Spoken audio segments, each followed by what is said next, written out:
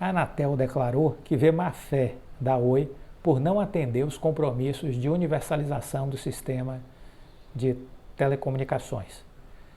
A empresa está respondendo 2 processos movidos aí pela Anatel. O Conselho Diretor da Anatel encerrou agora recentemente um processo de acompanhamento de compromissos que a Oi deveria atender, mas que não fez. O relator, Moisés Moreira, fez duras críticas à postura da empresa, a quem acusou de adotar medidas protelatórias, agindo de má fé, e cobrou que ela deva ser punida com todo o rigor da lei. Eu gostaria que também todo o rigor da lei fosse aplicado à Anatel e aos governos sucessivos que em 21 anos, ocupando o Planalto, ocupando Brasília, receberam das empresas de telecom para os fundos setoriais de telecomunicações 231 bilhões de reais. Estes recursos deveriam ter garantido a universalização do serviço de telecomunicações. Esses 231 bilhões de reais deveriam ter levado soluções de tecnologia, de telefonia fixa, de telefonia móvel, de internet de qualidade para as cidades que têm menos interesse comercial para as operadoras. Esses 231 bilhões de reais deveriam ter garantido cabos submarinos para passear pela região da Amazônia, nos estados do Pará, de Amazonas, Rondônia, Roraima, Acre, garantindo conectividade em todos os territórios. As escolas, as associações rurais, as comunidades rurais, as cidades mais carentes do interior do Nordeste, Centro-Oeste, deveriam estar todas elas conectadas se esses 231 bilhões de reais tivessem sido canalizados para levar essas melhorias necessárias, tão necessárias, e que infelizmente os governos que se sucederam fizeram vistas grossas para o devido uso deste dinheiro. É preciso agora que também seja cobrado dessas autoridades que hoje ocupam o poder, para que façam uma devida prestação de contas à sociedade brasileira e digam para onde foram estes 231 bilhões de reais. Foram gastos com quê? Não foram gastos? Estão aonde?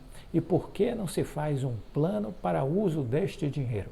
Estas perguntas precisam ser respondidas pelo atual ministro das Comunicações, pelo Tribunal de Contas da União, pela Anatel, pelo ministro da Economia, pela ministra do Planejamento, pelo vice-presidente e presidente da República. Todo mundo deveria dar as mãos, convocar uma coletiva e dar uma explicação.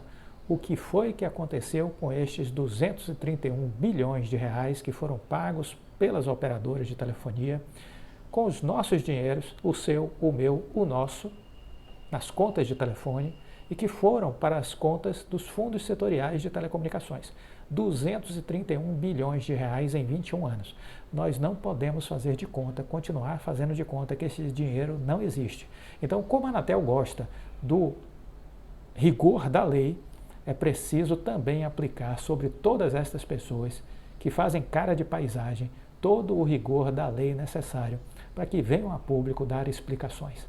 É hora de ter transparência, é hora de abrir as caixinhas de Pandora e vir a público para dar uma satisfação para a sociedade brasileira e explicar o que houve com esses 231 bilhões de reais pagos em 21 anos para os fundos setoriais de telecomunicações. Continuamos falando nesse assunto, continuamos na expectativa que um dia esse assunto possa ser trazido a público. É uma grande expectativa que a gente tem. Olha, o Nouriel Rubini disse que está otimista com o Brasil, que ele não acredita que o Brasil vai adotar uma postura mais à esquerda, que embora o atual governo do presidente Lula pareça muito mais com o da Dilma do que com os governos anteriores do próprio Lula, o Lula 1 e o Lula 2, ele entende que a Câmara de Deputados e o Senado Federal vão barrar toda e qualquer pauta que signifique retrocesso aos avanços que o Brasil deu do ponto de vista dos últimos anos. Então, pautas como a questão do marco do saneamento básico, reversão de privatização de Eletrobras, nada disso vai prosperar. Eu tenho uma absoluta convicção disso. Não há por que perder tempo e ter medo com isso. A Câmara e o Senado vão rechaçar essas agendas. Pelo bem do Brasil, graças a Deus. Nouriel Rubini disse que nós estamos vivendo um super ciclo de commodities em termos estruturais. Isso deve permanecer pela próxima década. E pode haver, óbvio, alguma desaceleração aqui ou ali de forma pontual, mas isso será temporário. É o que estamos vendo com o minério de ferro e com o petróleo. É uma questão pontual que vai se reverter em algum tempo. Mas a tendência ainda é de alta para as commodities, e isso é ótimo para o Brasil, disse Nouriel Rubini. Ele acha que a relação com a China também tende a trazer ganhos expressivos para o Brasil, que a agenda do Brasil com a China tem mais sinergia neste momento do que os Estados Unidos. Os Estados Unidos não vão retaliar o Brasil por conta dessa agenda comercial. E os chineses e os brasileiros têm a ganhar com esta relação.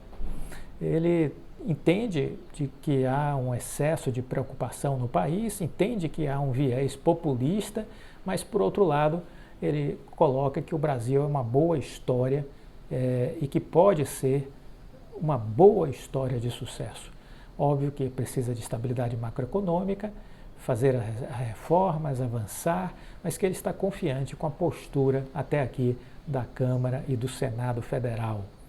Então, no entender dele, é preciso ser menos medroso, menos pessimista e mais otimista quando olha o cenário brasileiro. Palavras aí do Nouriel Rubini. Eu assino embaixo. Eu assino embaixo, eu acho que é por aí. E você acha o quê? Por favor, abandone o pessimismo, ele é um péssimo conselheiro. Se você gostou do vídeo, deixa o like, compartilhe com os amigos, fique com Deus e até a próxima.